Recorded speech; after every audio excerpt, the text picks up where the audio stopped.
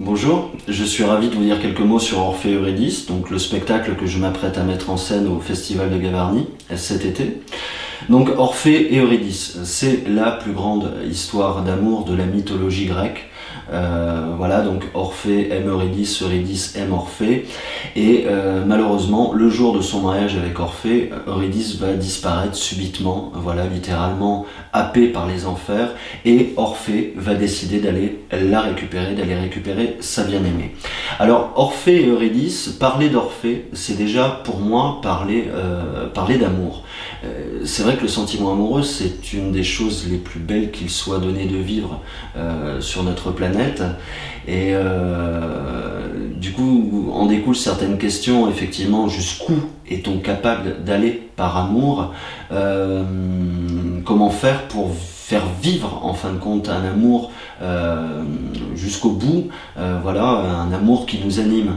Parler d'Orphée, c'est aussi parler de l'art, de l'artiste qu'est Orphée, puisque artiste et musicien, en l'occurrence il sera chanteur lyrique à Gavarnie.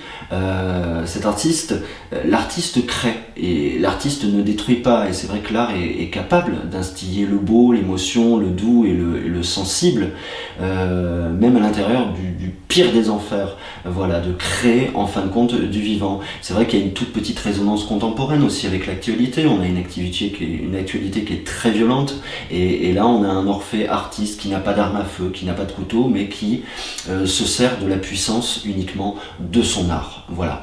Alors on retrouvera dans cette création de grands personnages empruntés à la mythologie grecque. Je peux en citer quelques-uns: Hadès, le dieu des enfers, sa femme Perséphone, déesse des enfers, aussi douce que le printemps mais aussi dure et froid peut-être que l'hiver, l'intraitable Charon aussi, le passeur énigmatique du fleuve Styx, le fleuve des morts, ou encore le chien Cerbère, gardien à trois têtes, chien gardien à trois têtes de la porte des enfers, et qui sera là en l'occurrence. On va s'amuser de petits décalages, il faut un regard aussi très amusé sur cette œuvre.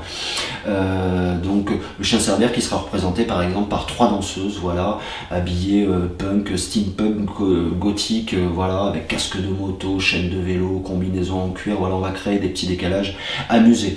Alors pour ce spectacle, moi j'ai choisi de réunir 12 interprètes au parcours très très variés, voilà, qui viennent d'horizons différents, qui sont pour moi des compagnons de route, pour certains qui comptent encore aujourd'hui dans ma vie artistique.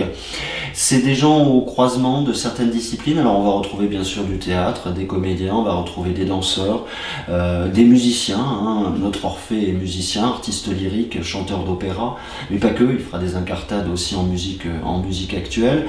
Et puis on a la chance cette année d'avoir un pianiste, compositeur, musicien, donc qui jouera de la musique en direct. Voilà, très important à signaler, avec une vraie scénographie aussi cette année, dont la source d'inspiration vient de la Porte des Enfers de Rodin.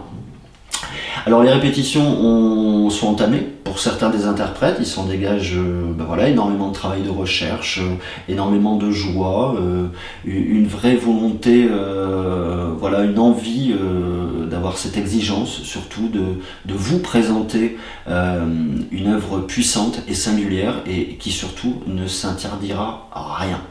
Voilà, alors je tiens à signaler aussi, et ça c'est très important, que nous travaillons sur un spectacle qui s'adressera à tout le monde, petits et grands, aficionados du spectacle vivant ou pas, voilà, tous les publics vraiment seront concernés. C'est un spectacle pour les gens, c'est un spectacle voilà, qui est un spectacle partage, voilà, sur un site grandiose, exceptionnel, face au cirque de Gavarnie.